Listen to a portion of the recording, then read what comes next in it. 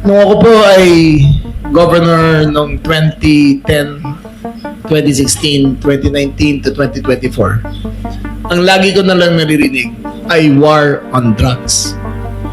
Especially noong 2016 hanggang 2022, ang lagi pinapakalandakan ay war on drugs. Ayoko po gamitin ng salitang war on drugs kasi ang war on drugs may casualty. Sapat na alam natin na marami na apektuhan sa ating mga lansangan. Pero ang war on drugs ay maraming ikinamatay. Hindi natin mabilang. Iba nagsasabi 6,000, iba nagsasabi umabot ng 20,000 ang pinatay sa war on drugs. Pero tumigil ba ang droga nun? Para sabihin nyo na tumigil nun, tumuloy pa rin eh. Pero ngayon, hindi namin tinatawag itong war on drugs.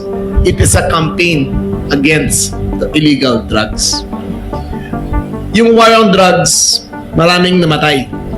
Sa campaign on illegal drugs, sisigurado namin na ang proseso, ang batas, ang siyang nakasaka sa ating mga libro ng batas sa Pilipinas ay ating sinusunod. It's a campaign against illegal drugs. The President's directive is that we should follow the law. We should not game the system.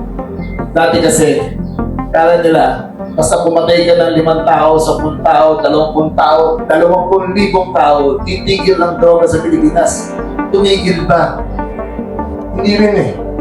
Pero ngayon, sa sistema na ginagawa ng PNP, PDEA, DILG, Dangerous Transport, pumonte ang drugs sa Pilipinas.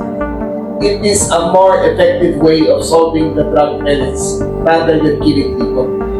Sir, yung nila. So, sabi niyo, Sir Jeff. Sir, last na lang po. Clarification lang, sir. Pasay ko din ang namin. Clarification lang, sir. Last lang, sir. Sir, yung nila po ba na sinasabi niyo is in the past administration? Last po. Sorry po. Yes, it is the past administration. Thank you, sir. Pasensya na, sir.